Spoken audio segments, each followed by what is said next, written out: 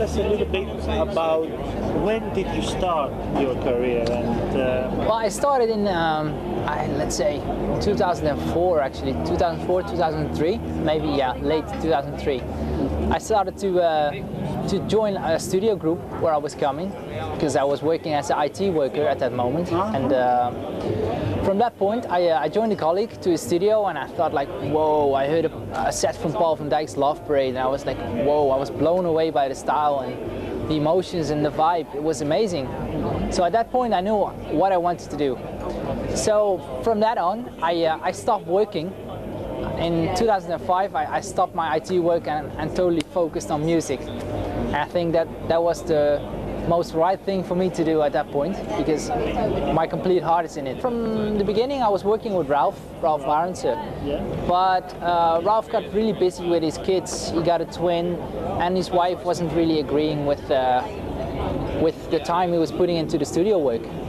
So at that point, we together we made an appointment, like, I'm gonna continue First State, because I was working 24/7 in the studio and he was still having his full-time job. Okay. So that's the reason why we split up, and we're both good friends, so it's all good. Now you have your first album as First State on your own. What's Well, it all about? The album starts off a bit proggy. It builds up like a DJ set, and it has a few vocals on it, like the ones from Sarah Howells. I got 2 tracks. Brave was such a big hit. Yeah, it was really big. And then I made Reverie together with Sarah.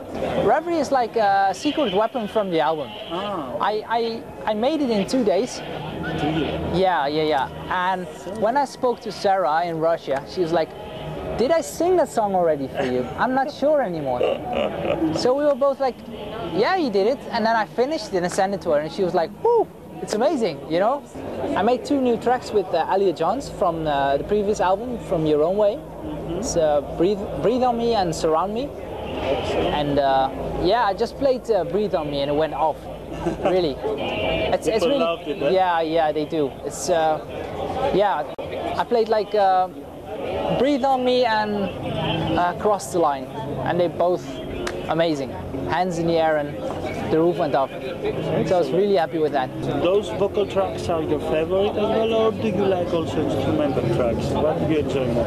I prefer to have vocals in my tracks, because it gives that analog thingy that we're all looking for in digital music. So yeah, I think a vocal with a good hook, instrumental hook, that's the best combination of a trance tune. What do you remember most from the recording process of the album? Do you have some memories, some special things? Well, I always like make mental notes for myself. When I was building the album, I listened to a lot of music that was going on, and I tried to like put that into my own style, and you know, because the music is changing. I think the era of hands in the air trance, I think it's almost gone, because people are going more towards groovy, progressive music, and I think I put that in my album, because I finished my album with the last track, As You Were, and that was like my goodbye to the old school 99 trance music. Exactly, yes, it has also a very nice Ben Nicky mix in this. Yeah, correct. The new trance style is more proggy, it got like cool bass lines, everything that it didn't have before, because even the kick sounds are changing. The sounds are more like house influenced. Exactly. Yeah, so I think that's a good thing, to merge all styles to one. What kind of influences then do you have in your own album? What other styles? I listen a lot to Axwell, Swedish House Mafia, yeah, a lot of stuff from Sweden. And what kind of setup do you have in your studio? Well, it's really basic. I got a pair of KOK speakers, VXT8. I'm working a lot with the Axis Virus, mainly Ableton, and yeah, a lot of Sony Oxford plugins. Yeah, you name it, I have it, plugin wise. But I'm getting off all of my hardware. I sold a lot of it, because I think in this era, people are expecting like a release once a month, and if you're still using hardware, it's not possible, because you have to recall your sessions and everything. So that's why software is quicker and intuitive. Yeah. Yes. Do you have a favorite software that you like to work on? Well, of course, Ableton is the main program I'm using for soft synths. I use a lot of Arturia stuff. Go and cross the line. Come on, cross the line. You're not mine, but tell me what's the crime in wanting cross the line. Come on, cross the line. Every time I'm looking for a sign, you go and cross the line. Come on, cross the line. You're not mine, but tell me what's the crime. Wanting cross the line. Go on, cross the line. Cross the Line is going to be the next single. Okay. Do you have a remix package for this? Yeah, I got a few remixes, but that's still a secret. I'm going for a video clip of Cross the Line next week to Chicago. Chicago? Excellent. Yeah, to America. We're going to record a video clip there. Blackhole is investing a lot on music videos, isn't it? It's correct. But YouTube made an agreement with the labels. With the labels? Yeah, so for every click, the artist gets royalties nowadays. So excellent, this is beautiful. Yeah, that's a good thing. Are you happy of being in the family of Blackhole? Of course. I'm even so happy about it that I started my own labels right now. Oh, do you? I started 3 new labels at Blackhole Recordings called First Aid Music. Oh, excellent. Yeah. I didn't know that. And this is brand new. Yeah, I signed 12 releases already for the upcoming year. Tell us a little bit then about this label. I'm starting 3 labels at one time. Oh. I'm starting a house-based label that's completely house orientated, progressive. You know the guys from Craving, from the In Search of Sunrise? Okay, yes, I mean. Yeah. Well, I signed them exclusively for the First Aid label. First Aid label. Yeah, and for the First Aid Music label, I'm gonna be like trance orientated, but still with a good layer of bass, you know? Especially the stuff that I'm playing and producing, it's gonna be... Oh, excellent. And I'm thinking to release my new Sander Van Dien track under my own label. Okay, and what kind of track are we going to wait under your name? Well, I don't know if you heard Aurora. Yes, I did. It's a mixture of house music and trance and... Beautiful melodies. All your tracks have unforgettable melodies. Oh, thank you, thank you.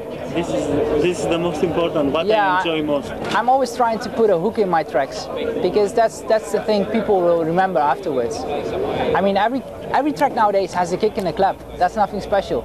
That's like the basic of dance music, but what you put into that's the secret of a good track, in my opinion. Crossroads. Tell us a little bit about your radio show. Oh yeah, Crossroads is also one of my babies. It's like I started it at I think the beginning of this year, and I'm already at episode 39.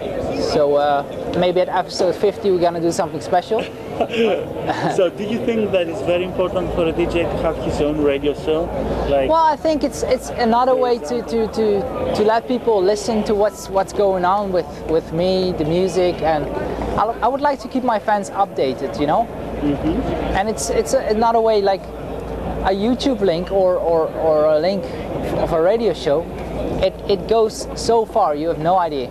I went to Siberia and they knew of my radio show. I was like, whoa! Internet is magic. Yes, I mean, it can work against us, but it also can work as a promo thing. What do you think about Tomorrowland then? I really liked it. I really liked the set. At the beginning, I played some prog, and I just it went off pretty well. But at the end, I played like more techie stuff. Yes. And it went off really well, yeah. What do you think about these events and also the events in your home country in Holland? I think it's amazing that an event like this can bring like 90,000 people in 2 days. Yeah. In 2 days, it's amazing. It's almost like a religion, but prettier because it doesn't have strings attached. I played at Trans Energy, Mysteryland. Tell us your feelings about those events. It's still a dream of me to play at Dance Valley main stage. But I think I have to play even more house than I'm doing right now. Exactly, because all the main stages even here, they don't have Yeah, even one correct. artist. That's the The hype. main stage is like all house stage. Yeah, that's the thing that's going on right now. The trance pond will be smaller and smaller because everybody's competing and everybody with a PC can make a tune right now. It costs the quality. It's nowadays it's not hard to produce a high quality tune on a standard PC. But the ideas are getting lost. Sometimes it takes months before you finish one track, and then you're like, it's gonna happen now, it's gonna happen, and it does nothing. But it's hard for an artist to get holidays with a lot of bookings, because the bookings are really coming in right now. This is great for you. It is awesome. Like next week I'm playing in Chicago, and from there to Beirut, and from there and also and so on. And I think this has helped you a lot, the album. Now Exactly, you have yeah. another second album. Yeah, that's the cool thing nowadays.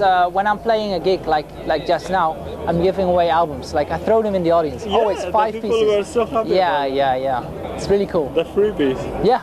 At first, I would like to thank you for the amazing support for my album, radio show, and everything. Actually, you people make it possible that I can do this for a living. So thank you very much.